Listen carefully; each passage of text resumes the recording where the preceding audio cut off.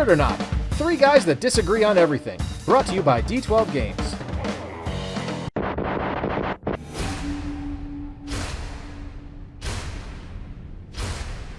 Hola, and welcome to episode 11 of the Nerd or Not podcast. Tonight, the Cretins Guild Chicos will hold their very own draft fiesta in honor of next week's WWE brand split. So put down the Pokemon Go for uno momento and get ready for a CGW draft party!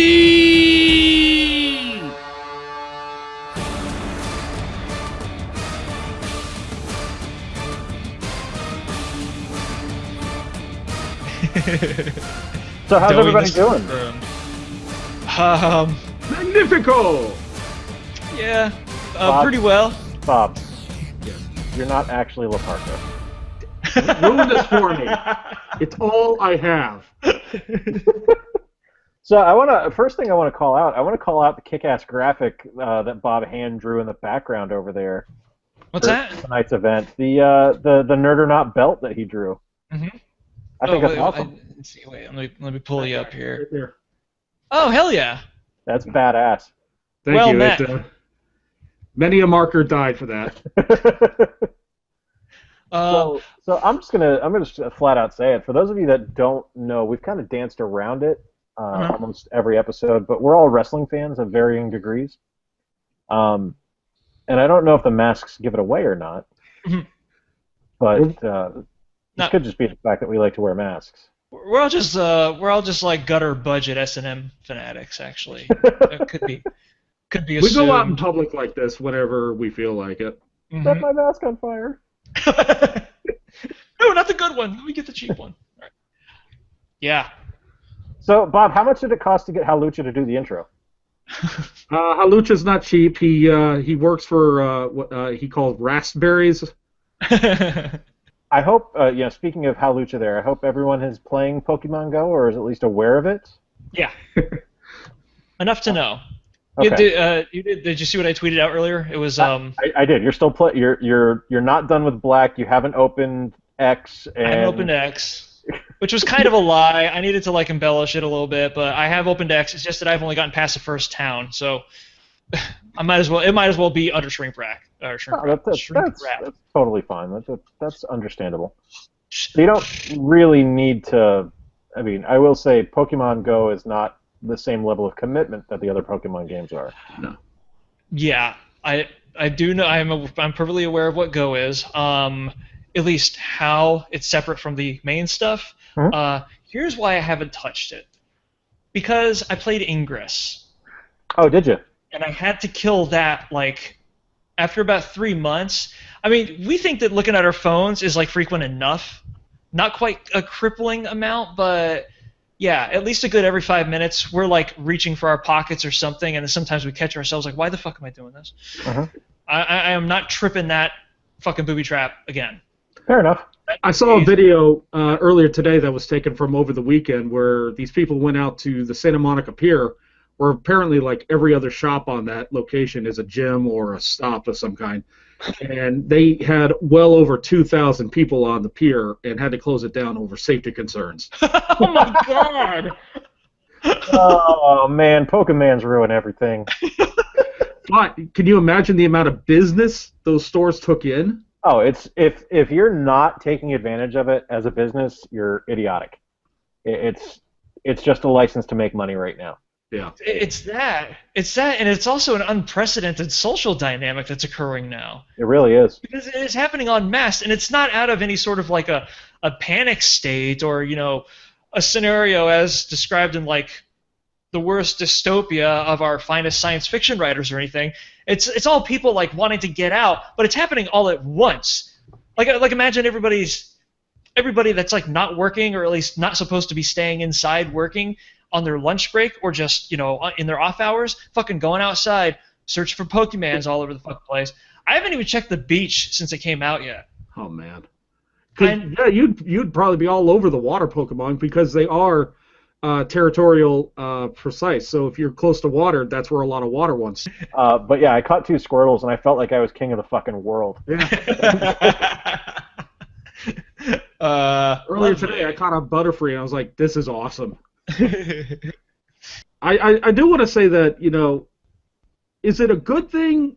Like, how do we perceive this when Pokemon Go has been the best thing that's happened in 2016? Well, 2016 has been a phenomenally shitty year so far. Yeah.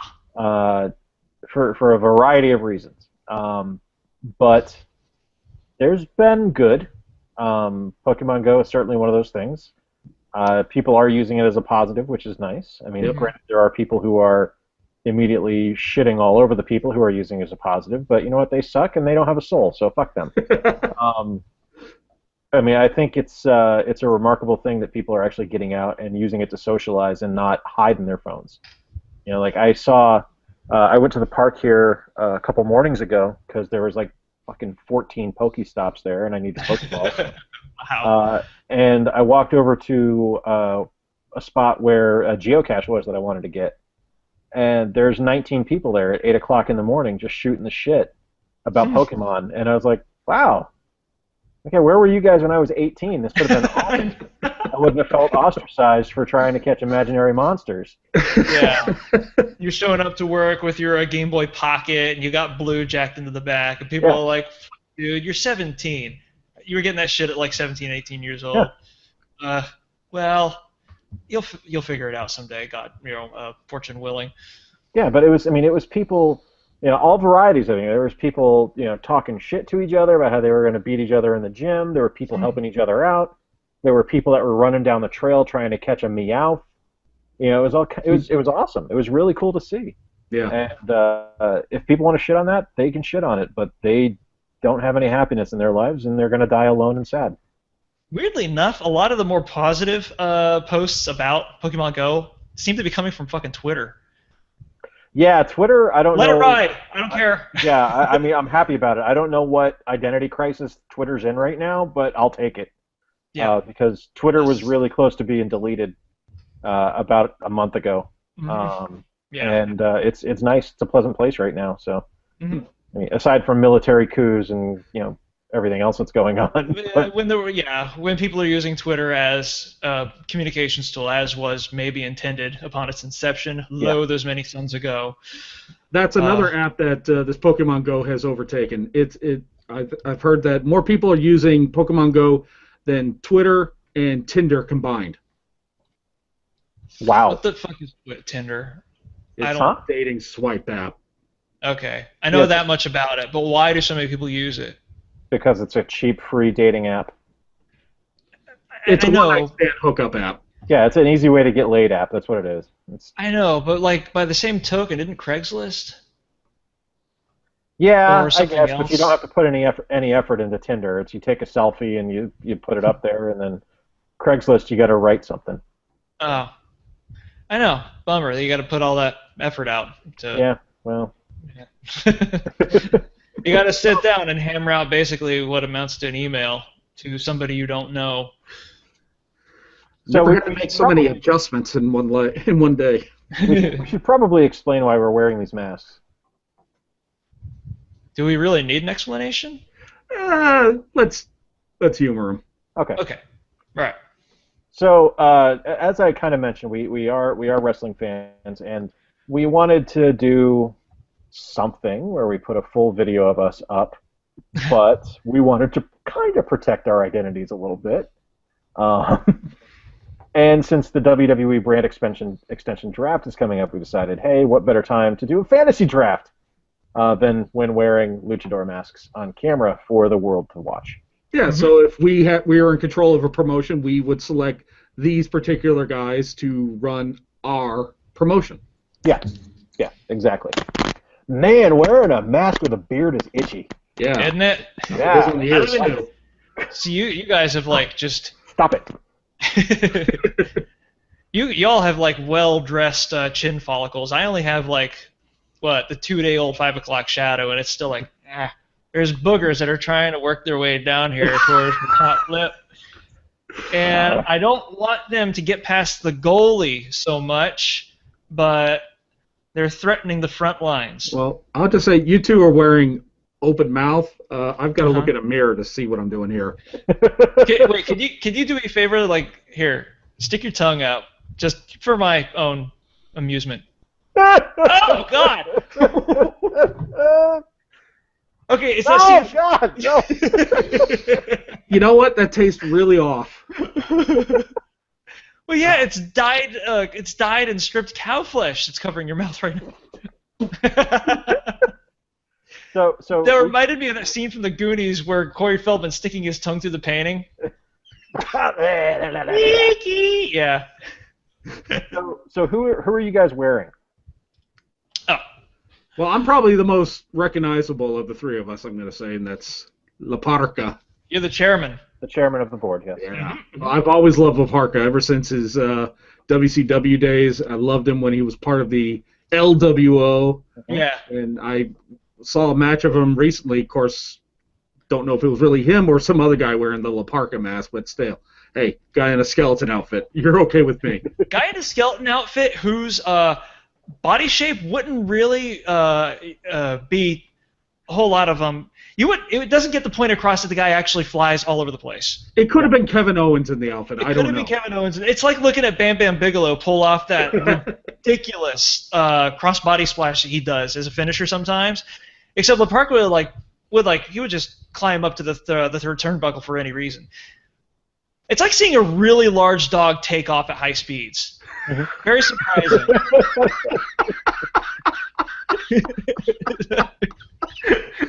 It's like if you've ever seen like a basset hound catch a scent, and then suddenly it's at the end of your driveway, and you're like, you were just fucking right here.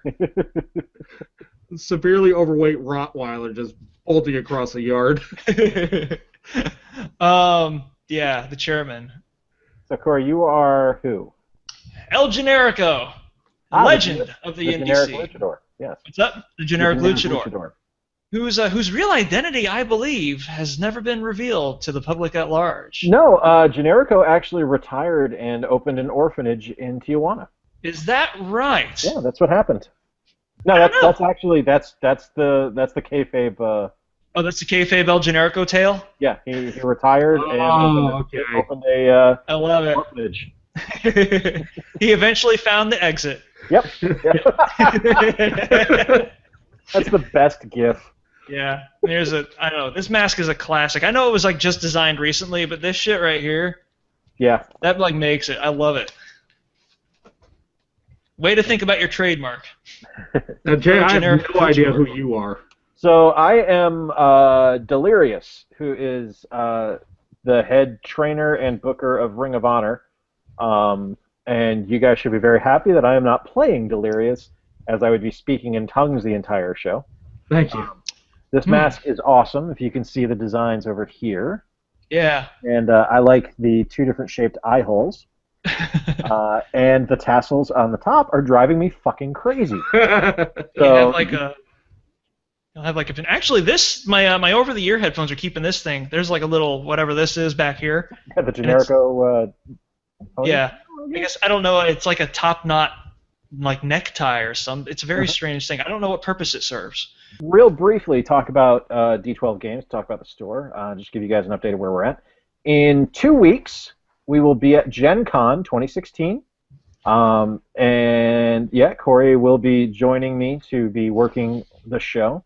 We're going to be shaking hands, greasing palms, getting swag, talking to people about demo copies, things like that.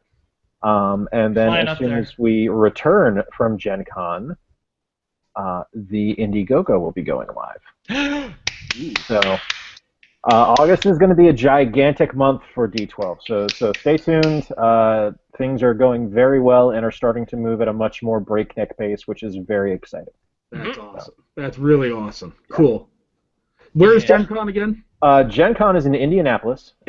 Is August 1st through the 4th or 4th through the 7th? It's the 4th through the 7th.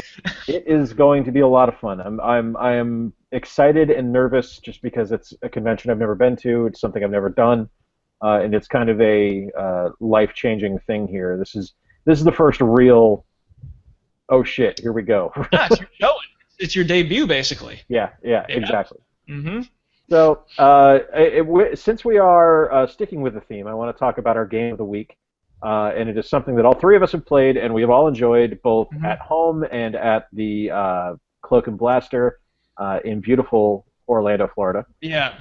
And it is a game from Backspindle, which is a UK developer, and is now being published stateside by Ninja Division, who are the guys that do Super Dungeon Explorer. Yeah. But I swear to God, I'm going to cut these fucking tassels off. The game is called Luchador. It is the Mexican wrestling dice game. But don't let it just be. Don't just think that it is about rolling dice, because there's so much more to Luchador.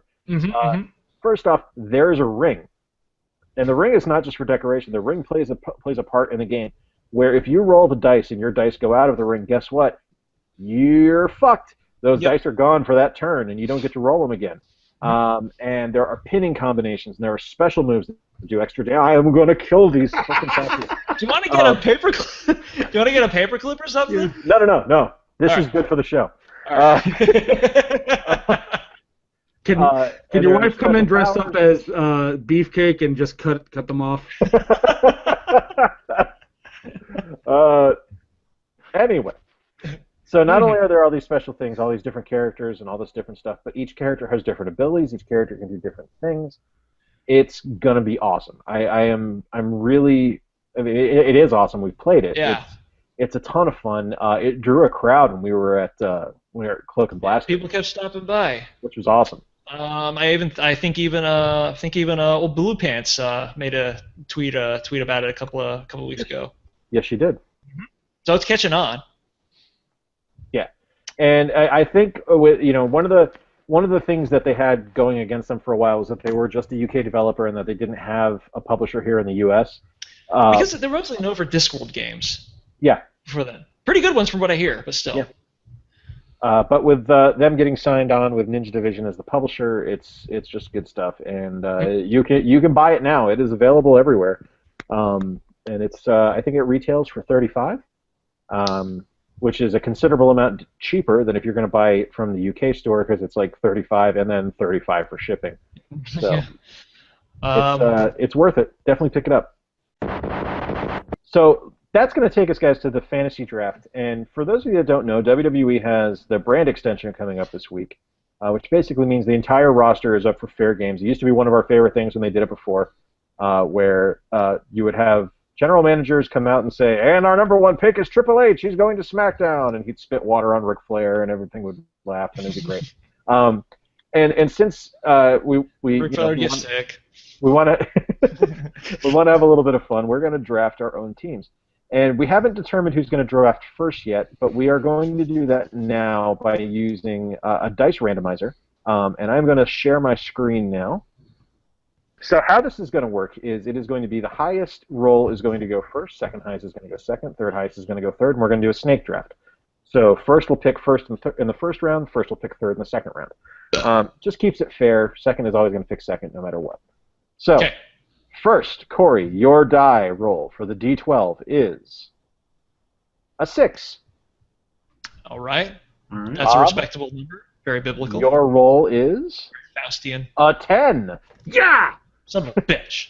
And my roll is a 1. And that's pretty much how it goes. Yeah. All right. So, for the order of the draft, then it will be Bob, Corey, me, Corey, Bob, Corey, me, Corey, Bob. And we are going to be drafting a certain number of wrestlers per division. So it's going to be, 5 male, 3 female, and then 3 tag teams. And there's conditions assigned here, like no dead peoples, no fantasy drafting. Yeah. Yeah, no dead wrestlers, no wrestlers that are currently completely retired. Like you can't draft Scott Hall. Because, I mean, who wants that responsibility? Technically, he's semi-retired. Well, yeah, he did win the DDT Pro Championship recently. And then was defeated by saying, I quit to Colt Cabana by reading it off a piece of paper. It's brilliant. That's the best federation on the earth right now. Good old Colt Cabana. So, I hope everyone has some a list of who they were thinking of drafting on hand. I know Corey and I are going to be probably fighting over one wrestler in particular. Yeah. And Corey, you get to go before me, so there's a good chance you're going to get them. All right. So, I'm gonna do my Bob? save. All right. Well, I've been doing a lot of research. I just flashed my notes at you, so hopefully nobody saw that. Flash your nuts at us. Yes, my nuts. Ah. I've been doing a lot of research. I've been watching a lot of stuff from overseas. I've been watching a lot of WWE, a lot of TNA, a lot for Don't Ask Me Why. I'm really sorry about that. Yeah. Well, I wanted to see if there's anybody worth taking, and let's see. So for my first pick, I need to take somebody who is established, who has a history, and also has a future. So my first pick is going to be Kevin Owens. Well, there's that. Well, there's my first pick off the board. Yep. Yep. All right. That's a hell of a choice. Owens is the best thing going in wrestling right now. He's a goddamn genius in the ring. There's just no two questions about it. In the ring, outside of the ring, he's good with promo. Yeah, He's got promo cornered. Yeah, he's solid on the stick. He's great in the ring. Yeah, he's Not just on the stick. I mean, honestly, if I had to be like blunt, I'd say that his ability to to ad lib is a little but he always knows where to go with what he's doing. Well, I'm going to tell you what actually put it over for me with him. You guys watch Botchamania? I have. Yeah. You guys, yeah. There was. I saw one that put him over the top for me, and where he literally goes up to the camera guy, and he says, the audience can't hear him, but the camera can pick him up, and he's saying, "Watch this. I'm going to get these idiots to chant USA when there's a pair of Canadian wrestlers in the ring." He got them to do it. They all start chanting USA, and he looks back at the camera and goes, "I got it! I did it!" It's like he won the title. He was so excited. Jeez. The dude needs to grow one of the vaudevillians' mustaches because he would be goddamn good at twirling it. Look at these fools. Okay, it's my turn, isn't it? Yep, It's my number go. one pick, Corey, who it'll be. Number one pick, and this is just like single performer. I'm gonna beat even Vince and Triple H to the punch and get Kenny Omega over here. It's gotta happen immediately. My number two pick off the board. Yeah, Kenny Omega is part of the stable. The dude's like, well, he's like mostly a ring clown, I guess. He's got antics, like to beat the band. But once he stops doing that, it is 100% business. And he's fantastic in the ring. Yeah. He does his finisher is amazing. Yeah. He's gold on the mic. He is ridiculous in social media. He's not just okay. He like Kevin Owens has the promoing stuff like down pat, but I think that like verbally, it's just like mainstream traffic with him. It keeps going. He can carry an interview by himself, for fuck's sake. And you've seen him like do the Japanese style interviews where it kind of like plays out like a press conference. They just sit a mic in front of him, and it's like the curtain opens, and the shenanigans begin. In some cases, that's the most important part of being a wrestler. It doesn't matter what you can do in the ring; it's what you can do with the mic. Exactly. And it's not like that, like because he does like funny, fucking cartoon villain style shit, would take away from his presence, and it does not. Because when that shuts off and the other stuff goes on, it's just like you cannot look away. Yeah. Like everything he does in the ring is just like A+. Wholeheartedly agree. It's Kenny Omega. Solid choice. Yep. All right, so my number one pick, who is actually going to be my number three pick, but who cares? I can't go wrong with this guy. I feel bad because I didn't actually discover him until this year when he joined the WWE, and it's AJ Styles. No shit! Yeah, he is... Good choice. No joke, the most exciting wrestler I've ever watched. He can work a multitude of styles. He makes everyone he's in the ring with look good. He made Roman Reigns look like a goddamn billionaire. He's brilliant. He's absolutely brilliant. He is probably my favorite wrestler in WWE right now. Just pure ring work. Corey and I would go to TNA shows, and the X division with him and the entire division was just awesome. That was the show. And it's funny to think about AJ Styles being like in the main roster for the WWE because nobody in TNA would give him a shot above the X Division. Yeah. Yeah, he's feuding with Cena right now, and it's magic. Yeah, that's right. Their first match was at the last pay-per-view, wasn't it? Yep. That was yeah. Mm-hmm. Yeah, and this next pay-per-view, it's going to be him and then the Club, which are Ken Anderson and Luke Gallows. The Club. Yeah, against Cena and Enzo and Cass. Mm-hmm. So. Oh crap. Yeah, that'll be fun. Yeah. But yeah, I mean, I think AJ Styles is the best wrestler in the world right now. He's amazing. All right, so my second pick, and really he could have been a number one pick for anybody, is the hottest newcomer to WWE. He wrestled in New Japan Pro Wrestling for a long time. He is charisma personified. Mm-hmm. Shinsuke Nakamura is incredible. The King of Strong Style. Is amazing. He's going to be your next NXT champion. He's fighting Samoa Joe at the next Takeover. Takeover Brooklyn. I think he's getting called up on Tuesday. I honestly do. Who, Nakamura? Yeah.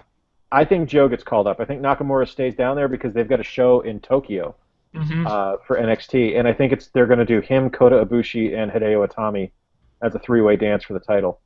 Wow. And yeah. So I think Nakamura stays down. I think he comes up probably for the Rumble next year. And then I can't wait to see his entrance at WrestleMania and see people just lose their fucking minds because that's going to be amazing. So yeah, Nakamura is my number 2 male pick. So. All right. So this is back to me then. Yes, sir. All right, you took Nakamura.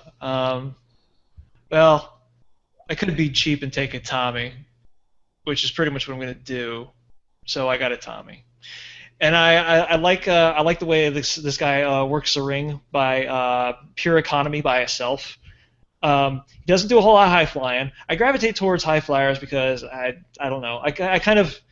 We got cable back at the house like back in the day, and included in the package was like Univision and AAA. So I fell in love with, Univision and the other Spanish-speaking channels. So I fell in love with the CMLL and the AAA and the way they do wrestling. So that's kind of why I gravitate towards like the littler guys. This is a little guy. He didn't act like it, but he ain't as slow and sluggish as a bigger guy either.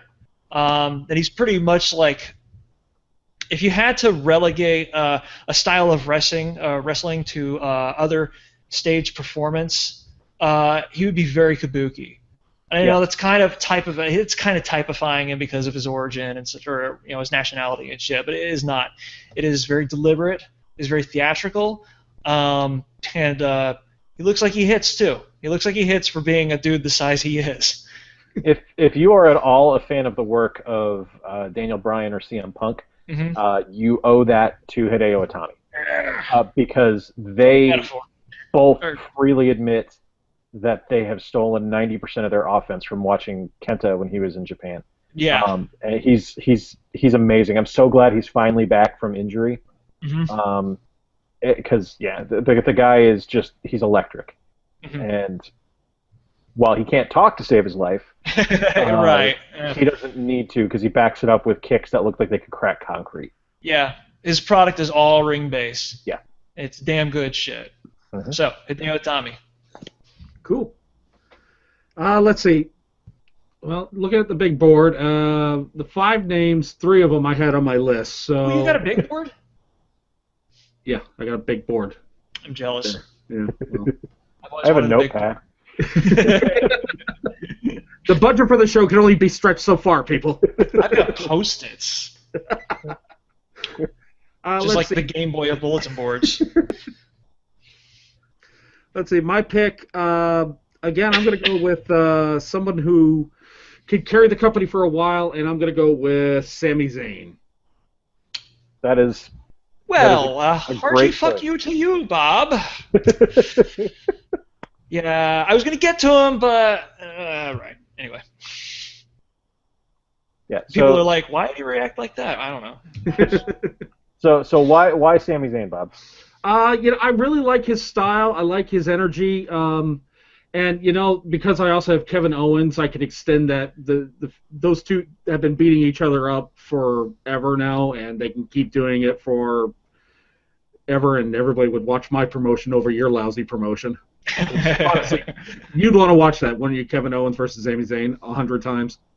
Oh yeah, Pretty much. Just like I'd want to watch AJ Styles and Shinsuke Nakamura 100 times. I will give you that. Yes, I would want to watch that. Let's see. This one's tough. I'm going to do this one based off when I met this guy. Incredibly nice, incredibly smart. Just went out of his way to make me feel like, hey, you're a fan of me. I love you for that. You're special. And that's Sheamus. Huh. Okay. Interesting pick, I know, but I'm just basing this off of emotionally meeting the guy. Just super cool guy. Awesome. Sheamus gets a lot of crap from people, myself included. Because there are plenty of times where I've watched his matches and I've just gone, this guy's fucking boring. But man, I tell you what, when he's a face, when he's not playing a heel, when he's playing a face, I eat that guy's work up. Like I believe that he is going to legitimately kick the shit out of people, and he's going to work his ass off, and I like him. But I mean, I don't know that I would have put him as my number 3, but that's a solid choice. I mean, and he's a big dude that's not going anywhere anytime soon either. Yeah. Yeah. The only thing I got to say about him is that I can't watch him without a pair of sunglasses. All right. Yeah. That's the stuff. I gotta go with Dean Ambrose. I know. I said I'd kind of like try to be diplomatic with this shit, but I want Dean Ambrose on my team. He's but we watch him. Mm-hmm. It's not like the guy apes Mick Foley's shtick, but definitely keeps his spirit in the game. Mm-hmm. And I admit that like he could be better on the mic or he could be better he could be better with ad-libbing. If he's got something scripted, he's pretty good. He's funny, and the persona that he carries to the ring doesn't need a whole lot of sound to embellish it anyway. But it's mainly him bringing garbage wrestling back into the or elevating garbage wrestling back up to the artistic tier that Cactus Jack did back during the deathmatch days and shit. Mm-hmm. And he does it without like thumbtacks and all sorts of like pathogen risks, which aren't necessary really. But yeah, I enjoy the crap out of whenever he steps into a ring. So he actually had a match with Jericho a couple months ago where thumbtacks were involved. Oh, balls! Really? Yeah. Yep. With Jericho? With Jericho. No shit. And Ambrose is a great pick. Ambrose is your current heavyweight champion, so. Yeah, I know. And I know that's the other reason. It seemed kind of cheap, but it was like, shit, if I don't get Dean Ambrose, that motherfucking J kid's going to pick it out. Ambrose is not on my final list, actually. He's not? No kidding. No. Yeah, he didn't make my list either. No, I've got a specific member of the Shield that I was going to draft. Okay, so. For instance, who? For instance, Seth Rollins, who I think is Seth Rollins. Yeah, okay. the future of wrestling. Seth Rollins is young. He is great on the mic. He's brilliant in the ring. He can wrestle to a multitude of styles. Mm-hmm. And I've seen him work with everyone from John Cena to Dean Ambrose to Roman Reigns to Brock Lesnar. He's very adaptable. Yeah. He's completely adaptable. He plays extreme babyface, chicken shit heel, aggressive heel, authoritarian heel equally well. Everything he plays well. And via your own words, also CrossFit Jesus. Yeah, CrossFit Jesus. Uh-huh. I can't claim that one. I did realize that I'd been reading it on Reddit and it just kind of worked itself into my head. Oh, okay. So I can't claim that one. I didn't realize it, but yeah, yeah. It was a thought mine. It was like lying just underneath the surface and ready to spring out. Okay. Exactly. So yeah, I would go with Seth Rollins as my number 3 pick. My number 4 pick, I'm gonna go a little bit out of the realm of what you guys might know, and I'm gonna dip into British wrestling. No shit. And this is a guy who is He's a catch wrestler. He's a submission guy. He's technical. His name is Zack Saber Jr. Yep, Zack Saber. He is the modern day equivalent of someone like a Bret or Owen Hart, mixed with just enough William Regal to make him interesting. He's not a boring Hart brother. He stretches you out. He makes you look like you're in pain. Everything he does has a reason. Like he's a focus fighter, so he'll go in and he'll target one guy's specific limb and have a submission base for that limb to win the match. He is currently in the Cruiserweight Classic on the WWE Network. He is apparently doing remarkably well and is very much on their radar. And I'm thrilled because he's an absolutely excellent wrestler. He would be my number 4 pick. Hell yeah! All right. So it's back to me. Back to you. And this would be my 4th pick, but he's always going to be number 10 to me. Oh, yes. We went with Ty Dillinger. I am so happy right now. Oh, why? What happened? For what reason? I fucking love Ty Dillinger. I'm just so happy. Ty Dillinger is like one of the best guys in the world. It's not he's pretty good in the ring, you know. I mean, you can pick somebody who couldn't carry a match, obviously, but the thing is that like he's not balanced. But where he excels at, the dude's just like fucking hijinks out the ass, and it's tough to not crack a smile when he's doing what he does. Just break form in the middle of a match. Just to taunt, and wasn't there like a match that we saw where he taunted like the other guy like fucking 5 times during the course of a match? Like if it was anybody else, they'd be like, oh, this guy's just trying to catch a breath. Come on, fucking give it up. And it was just like, he's 10. Who fucking cares? He's like a better Bo Derek. Do you remember the first NXT event that you and I went to? Yeah. Where he wrestled Kalisto. Yeah. And it was him and Jason Jordan against Kalisto and Sin Cara. And he was in the ring with Kalisto, and Kalisto jumps up on the top rope, holding Dillinger's arm. And he goes, no, Kalisto, you get down from there right now. You get down. And I lost my fucking mind. I was laughing so hard. He's so good. He's got theater like crazy, and that's one of the dudes that won on my team. So Ty Dillinger, complete with man bun. Absolutely. Yeah, you gotta have the man bun. Mm-hmm. All right, Bob, number 4. Who's your number 4 pick? Oh, goodness. These are... I got to make 2 picks and wrap up my male wrestler. So, first one, I got 3 names left on my list. So, I'm going to go with the guy who has... similar to Kevin Owens, I like the guys who have the similar physique as me. So, I'm going to go with Samoa Joe. Okay, my number 5 pick is off the board. Time to rethink things. There you go. But mostly for his theme tune. Yeah, his theme tunes are really good. All bases covered with Samoa Joe.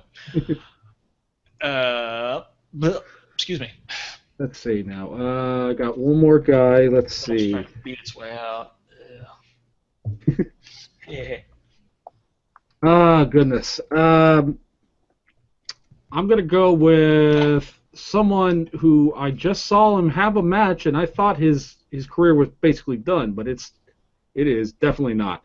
An established veteran who is in the twilight of his career, but he can do a lot to show the young guys of how to do the work, and that's Kurt Angle. Okay. Oh, you got one of mine. I saw the match he had with Zack Saber Jr. over in England just very recently, like 2 or 3 weeks ago, and he could still go. Oh, yeah. Mm-hmm. Yep. Yeah, Angle's amazing. That guy is hopped up on goofballs and ready to fight all the time. He's incredible. No small achievement, considering that he does it all on a broken freaking neck. That's true. That's true. It must be said. Fuck, I just had my guy. No, that's right. All right, I got it. You mentioning AJ Styles earlier reminded me of a guy that I also wanted to see come out of the X division that never. I think he's still wrestling. I don't think he's done any like mainstream. I don't think anyone's looking at him right now. But Petey Williams. Dude, Canadian Destroyer. The Canadian Destroyer? Choice. Nice. I had forgotten about him. Fucking A, yeah. He did a lot of. I think he aped a whole lot of what. What's the guy's name? Canyon. How can I forget Canyon's? He aped a lot of his shtick, and then kind of Shane Helms did afterwards. Mm-hmm. But it didn't just stop at shtick. You knew what his finisher looked like. It's just that everything else that led up to that finisher created causality for it. He was good at telling a story in the ring. And, of course, he could fly all over the place, and he gets an obvious bite for being a cruiserweight. But, yeah. I haven't seen him out in the wild anywhere recently, but I know he's still wrestling, so I'll pick him. That's a great choice. I'm going with a guy that is kind of lesser known. He's an independent guy, wrestles for Evolve, has worked for TNA in the past, and is currently in the Cruiserweight Classic, and is someone who I've admired for a while before even going to the CWC, is TJ Perkins. He is a cruiserweight. Pancake suddenly. He's a cruiserweight. He is both a high flyer and a submission guy. Cool. He's kind of like a classic late 2000s or late 90s WCW cruiserweight, where he mixes the best of Rey Mysterio with the best of Dean Malenko. Yeah. He does just a series of amazing moves, and his stuff is deliberate. It's not just high spot after high spot after high spot. It's stuff that actually is built to make sense. So, TJ Perkins, and he's a young guy. He's 28. Yeah. He's been wrestling for, I think, 15 years. He started when he was 13 in LA. Shit. Yeah, and he's 28. He's going to be around forever. So he's almost 30, and he's already a veteran. Yep. I'll have to keep an eye out then. All right, so this goes to me then for the first in the women's division, right? Yep. We have all the men locked up. Now it's the ladies' turn. Okay, so complete disclaimer here. We all know who you're picking. This pick would have been my number one pick no matter what, over any of the men. I love everything she does. She's amazing in the ring. She's amazing on the mic. She has a great look. She's got an awesome cousin. She is the legit boss. She is Sasha Banks. She is my absolute favorite wrestler. I miss none of her matches. Here, since we're talking about the boss, let me punch in my ATM code. There. Oh, there it is. Okay. Yeah, because there's my pick. She is in my eyes the future of the industry. Like just everything about her is brilliant. Yeah. I love her. I think she's great. Well, you're not wrong. You're not wrong, Walter. You're just an asshole. Okay, that's fine. That was my pick. It was okay. It was Becky Lynch, and people are gonna write her off as like sloppy seconds from Sasha because they used to tag team. It's not. She was my genuine backup pick to Sasha, but yeah. I like her ring presence. The steampunk thing nowadays is kind of, it's a little, I don't know, it's wrestling, so what can be too gimmicky? It's just that it kind of pushes something too specific and kind of puts her costumery ahead of, what she can actually do. But I like her ring presence. I like how jazzed the fuck up she can make a crowd. Yeah. It's almost like she keeps I don't know, airborne heroin in those overcoat flap pockets of hers. But yeah, she was where I was going to go next. Cool. Yeah. Good pick. Mm-hmm. Both of you got good picks. Thank you. Yeah, I can cross both of them off my list. Let's see. So I got to pick two ladies. Mm-hmm. I am going to go with what I thought you were going to go with, Jay, and that's Bayley. Mm-hmm. There's just something about her. I cannot watch her work and not smile. There's And if you put that kind of emotion on me, especially when I have a very low bar set for the lady wrestlers, because when I stopped watching in the 2004 or 5, Yeah. it was just all models. Like, none of them had any talent whatsoever. It was Except, attitude conditioning, all spectacle and exhibition matches. right. And now we're lucky today that the roster is just loaded with talented female wrestlers. And Bayley is the first one that comes to mind for me, who I enjoy watching. So I'm going to go with Bayley. For my next pick, I'm going to go someone who I know for a fact has ring talent, and that's Natalya from the Hart family. Yep. Oh, yeah. That is awesome. She's also very short. So was Molly Holly. That's I true. think she's shorter than Molly. Natalya is pocket sized. Damn. Like, it is, I really wanted to pick Molly, but we know for sure she's retired now because this next choice is going to be pretty hard because I thought either one would have gotten picked. I know that whoever I don't pick in this round is going to get picked up by somebody else. But I got to go with Asuka this time. Asuka? Asuka, yes, definitely. I haven't seen any of. Unfortunately, I haven't been able to find any of her wrestling matches or her MJPW wrestling matches because my schedule is such that I go to work and then I come home and nap, pretty much. But she was on my list. She was, yeah. She was like, as great as Sasha Banks is with doing her thing, she has sort of like an anti-heel vibe going for her, and you can believe that as. And this is going to sound weird, that is good-looking as Asuka is, you're looking at like a bona fide monster. Yeah, she's scary as hell. She does Finn Balor's thing without Finn Balor's split personality gimmickry, and I think that being able to pull that off. With an audience that's conditioned to kind of the sad fact of the women's division is that we're being impressed with this bar being set now. So with all of the years of the women's division, the history of it behind them, the thing is as an audience, we've been conditioned to not expect that. Sure. She does her thing like there was never a bar to begin with. It's old school. It's frightening shit, and she could take a hit like nothing, and that's why I'm going with her. It's a very, very good choice. Yeah. I am going with my next choice for women's wrestler because all of my other picks have gone off the board, so I've had to kind of scramble here now. I am going with a Australian wrestler who can play ridiculous babyface or badass heel equally well. And it's Emma from WWE, really? Who is awesome and awkward when she's a face and a crazy submission machine when she plays heel. Evil Emma is a really good gimmick, and I have a lot of fun watching her work. Yeah, so. She's pretty good with meta, and she isn't cheap about it, too. No, she's awesome. Which is pretty fun. Yeah. And for my final women's wrestler, it is outside of WWE or TNA or anybody like that.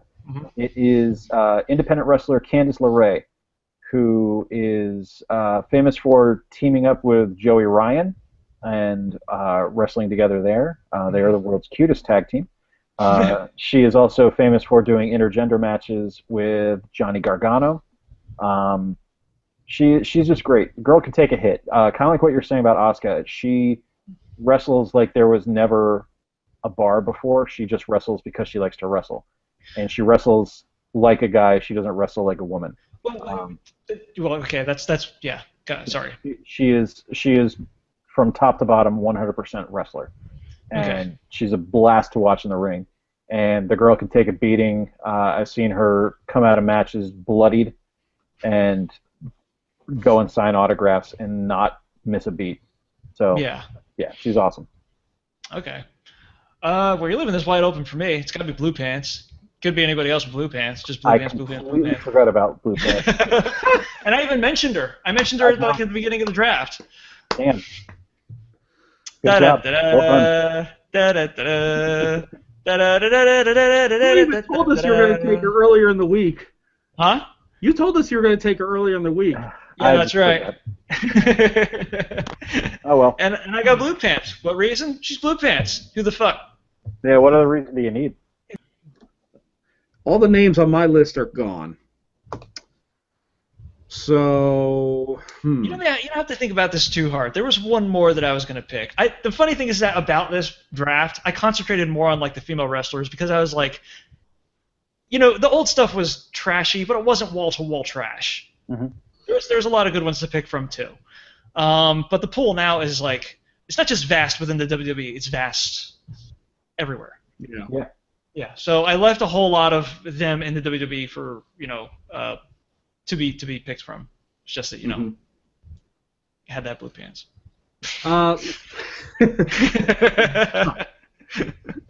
Let's see. My last pick for the ladies really boxed in here, so I didn't put as much research into this as I did the other two categories. Mm-hmm. So I'm going to go with Charlotte.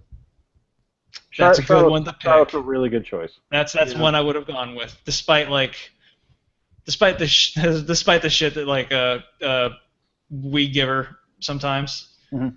For yeah, I'm not crazy about some of the storylines they've given her, especially the one with her brother dying. That I thought that was really bad taste.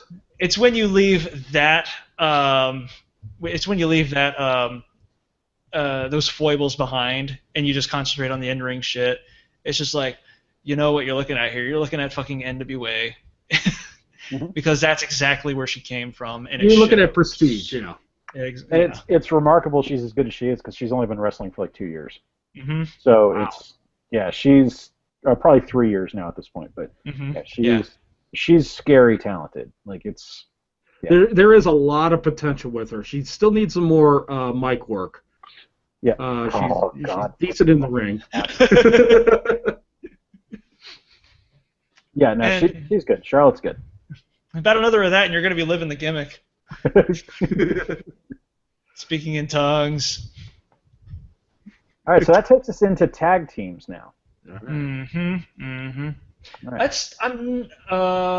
I don't know as much about tag teams as you guys do, so I'm gonna say. Do we want to continue the stipulation we came up with, where we can create a tag team out of a pair of single wrestlers as long as they have tag team once before? Or do we want to just stick with established teams? Honestly, I think I'm good with creating tag teams out of people that are undrafted. Yeah, mix and match. Yeah, let's do that. Like if you have an idea for a tag team, go for it. It bumps up the thrill just a bit. For instance, I would like to pick Big Show and a steak dinner. I think that would be a pretty good tag team. Dominating force. Except Big Show eats his partner every night. Yeah, that's true. But hey, that keeps things interesting for the fans. He's got a different partner each night. It's kind of like a rotating. It's kind of like how the hardcore belt used to be. It's a different champion every night. Shakes things up a little bit. All right, Bob, you've got first pick at the tag teams. I'm just watching you fight with your mask. Or do you regret it? No, I love it. It's like his own wrestling match. His own struggle. Let's see. First tag team, I am going to go with the simple one, Enzo and Cass. And there it is. All right. They didn't even go on my list because I knew I wouldn't get to pick them. Right, yeah. Which says a lot because they aren't the strongest in the ring. No. Like every once in a while you can like get a stellar match out of them, but they are. Well, why'd you pick them, Bob? I have a hunch. I remember some matches back in the old ECW where the whole show was just them coming to the ring. And that's what Enzo and Cass is. Just when their music starts until the point where they finally start the match, that is their part of the show. Yeah. They're great in the ring once the bell goes off, but that's what gets you really hyped up. It's like, oh man, I can't wait to watch these guys. They're those guys that when their music starts to play, you stand up and you start to cheer. The place lights on. It's like, you can hear yourself think. It's just crazy. Unfortunately, yeah, they are pretty uneven when it comes to in-ring performances. There's a couple of matches I can remember that they did with the Vaudevillians that were great, but unfortunately, all you need is this to count them. So, right, they would have been conditional picks. Have they gotten any better since they got into the main roster? They've gotten a lot better, but it's still. Well, Enzo had he had a serious concussion that took him out for a little while, but he's back now. Okay. But, there's still a huge valley between the talent level of Cass and Enzo. Yeah. Cass is light years beyond Enzo in the ring right now. Yeah. Enzo is very green. He's very new. Uh-huh. And he's trying to find his style. It's. Yeah, his path to the WWE to wrestling period was kind of unconventional. Yeah, he knew a guy that ran a gym that Triple H worked out at, and he sent in a promo tape and got hired off of that. So it's not the typical way you get to the industry. It's not the typical way to get to the WWE, but it worked, and good for him. He gets better every week. Mm-hmm. He gets significantly better every time he gets in the ring, and when he's finally reaches his plateau, he's going to be great. But yeah. Well, my pick for tag team. My first one, anyway, is going to be. It's going to be in spite of the fact that they have some Enzo and Cass-like problems. They can be spot on, like clockwork, like classic luchador clockwork when they want to be. Unfortunately, one half of their team apparently does have his off days, and they are plenty. But it's the Lucha Dragons. And I don't know if they still are in the WWE, but even if they aren't, they're still young and they still work. So I'll use my claws in order to put them together again. They're both still there. They're both still there. All right, good. Because we have seen some fucking baller high flying from those two guys. Mm-hmm. Fireworks above the ropes. It's just that sometimes Kalisto kind of isn't feeling it. He's. Depends on the day. Sometimes Kalisto doesn't feel it. Sometimes Sin Cara doesn't feel it. I'm sorry, Sin Cara is the bigger one. I get that mixed up. He just kind of sludges around the ring, kind of takes the hits like they never really happened. Meanwhile, the littler guys fucking like a little Ricochet, just flying all over the place. And the contrast is a little bit too jarring. But when they put on good matches, fuck, they are good matches. Mm-hmm. And they bring a little bit of that old school Mexican theater to it. So. Kalisto and Sin Cara, the Lucha Dragons. Cool. Good choice. Mm-hmm. My first pick is... Oh, this is tough because none of my guys are off the board yet. I am going to go with a new tag team in NXT. They're not really new. They've been tagging for about a year now. But Johnny Gargano and Tommaso Ciampa. Nice. I'm wearing the Ciampa Bomaye shirt. Yeah. Johnny Gargano's awesome. I think they have both just officially signed their deals. Okay, good. Ciampa just announced that he is no longer taking indie dates after September.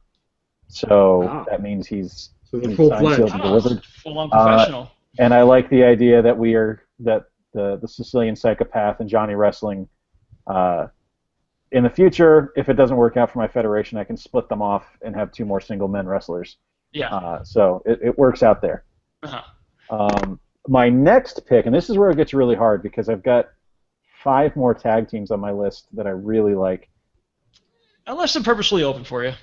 But I can't pass up the New Day. Yeah, right. There it is. I'm shocked they're still on the board. Jones! I can't.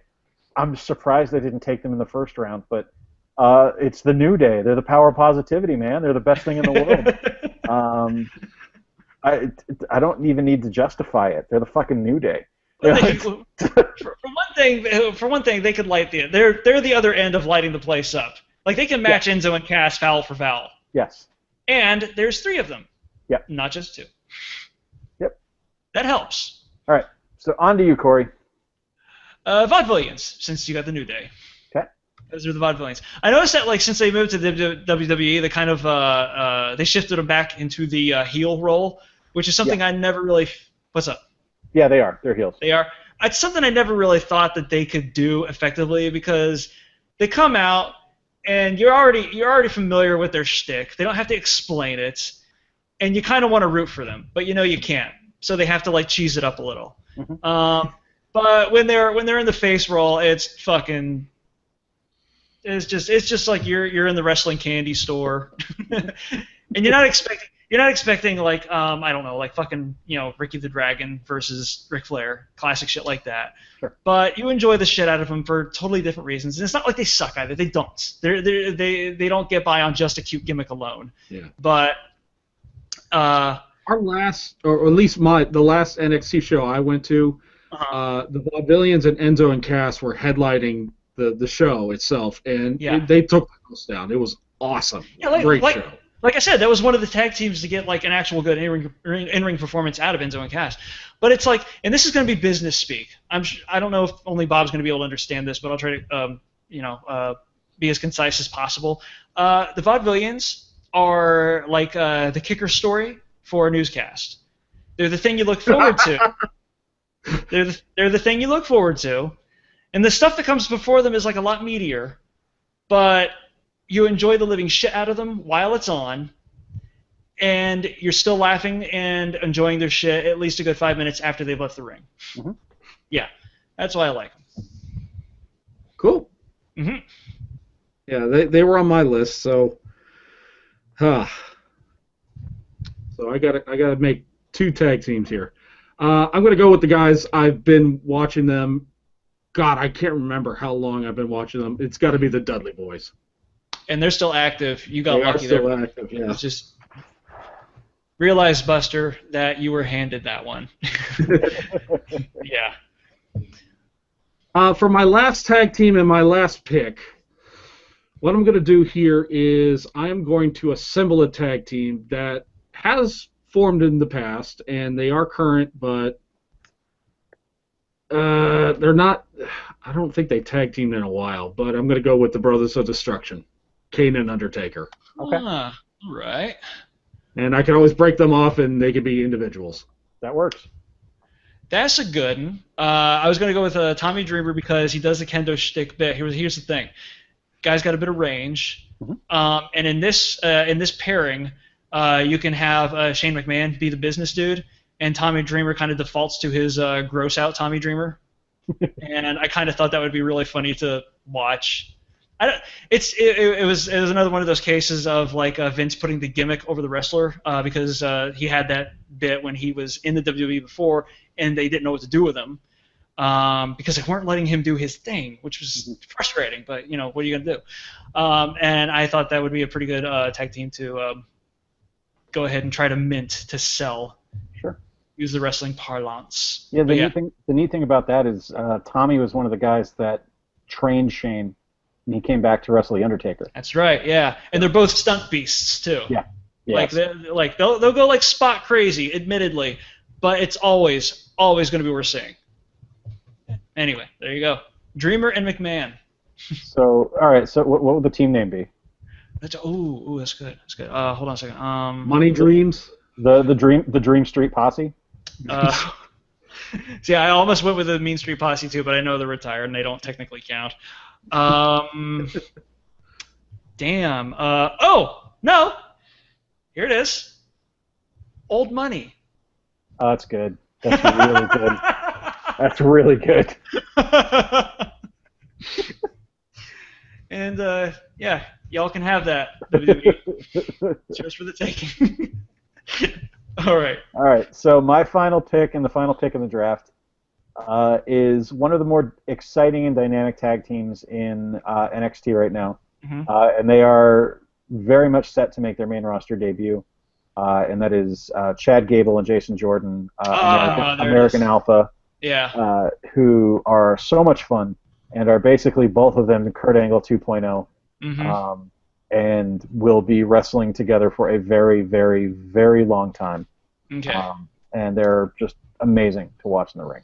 Yeah, damn. I'm surprised neither one of you two, now that I thought of them, picked the Young Bucks. I hate the Young Bucks. So like straight up loathing. I can't fucking stand the Young Bucks. I think they're terrible. Oh, okay. They're not wrestlers. They're just spot machines. Oh, all right. They can't tell a story. They're terrible on the mic. They suck in the. I mean, they're good in the ring, but what they do is the same thing every single time. It's yeah.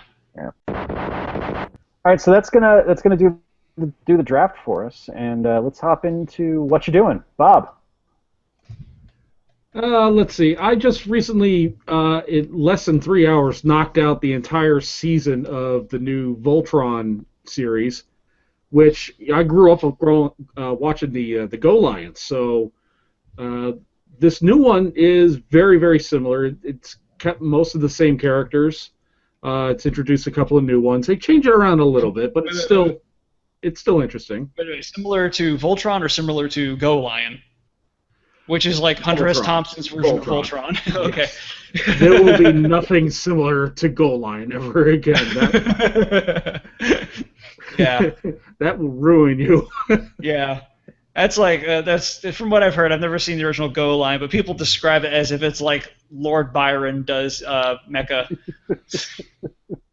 Anyway. I can see that. So yeah, Voltron. What's it called? Space Defender, Legendary Defender. It's worth watching, and it's real short too. I mean, there's only like 11 episodes at 20 minutes, so yeah, you can knock it out real fast. Nice. I am playing a Kickstarter game that both Corey and I backed called Garbage Day. A prior spotlight on on this podcast, Nerd or Not, which is goddamn amazing. Yeah. It is one of the most intense and stressful games I've ever played. Stressful? Like escape stressful? Like escape stressful, yes. Okay, because there's also Kerplunk stressful. I've never played Kerplunk. Oh shit. Yeah. So I can't say anything there, but it is very hard. It is very fun. And when you get to the point where you have, the garbage can's about this big around. Yeah. And then when you start stacking cards on it, and it gets to be about this big around, like you're God. just you're every move is oh god, I'm gonna die, and then when it starts buckling like an umbrella on the top, shit, one more card and everything's done, and then you get to play a card where it's like, and you get to take 7 cards off of the garbage can. It's like, shit. Oh wow. It's amazing. It's so much fun. Okay, so a Kickstarter well done. Yeah. What have I been doing? I was gonna say Penny Dreadful because fucking finally it's on Netflix. About goddamn time. Let me see. I was playing a game called Wasted on Steam. Streaming it a couple of days ago. If you were like one of the people that stopped by that day. And it was interesting because there's a couple of indie devs that I tend to gravitate towards, Devolver, Adult Swim, and it's because I think as publishers they try to like impart this philosophy of polish upon the projects that they choose to publish and all that stuff. From a paper pitch, Wasted is a roguelite first-person shooter that takes a lot from Fallout. In both theme and I guess in both theme and mechanics, but the thing is that it like pares down their mechanics to seamlessly fit into like a bite-sized sort of play experience that a roguelite typically offers. And it's not lacking anything in that way. Like everything is fast, boom. A lot of people liken it to like a old school like a Wolfenstein 3D because that action is kind of like very mobby. And it still has Fallout's sense of humor. It's just expressed or illustrated in a different way because instead of the 50s and the Cold War menace that hung over like that conservative time in America's history, it takes place after the 80s nuclear scare. So it's stuck in the 80s instead of the 50s, and all the music that you hear is like heavy on synth, and there's neon everywhere, and people have fucked up hairdos. There's Rubik's cubes as far as the eye can see. Yeah, and the great thing is that like there's like even the response rolls from the enemies are like references to 80s movies, like not the usual ones either. Like one of the female enemies that runs up to you shouts, "Show me your guts!" before she attacks you.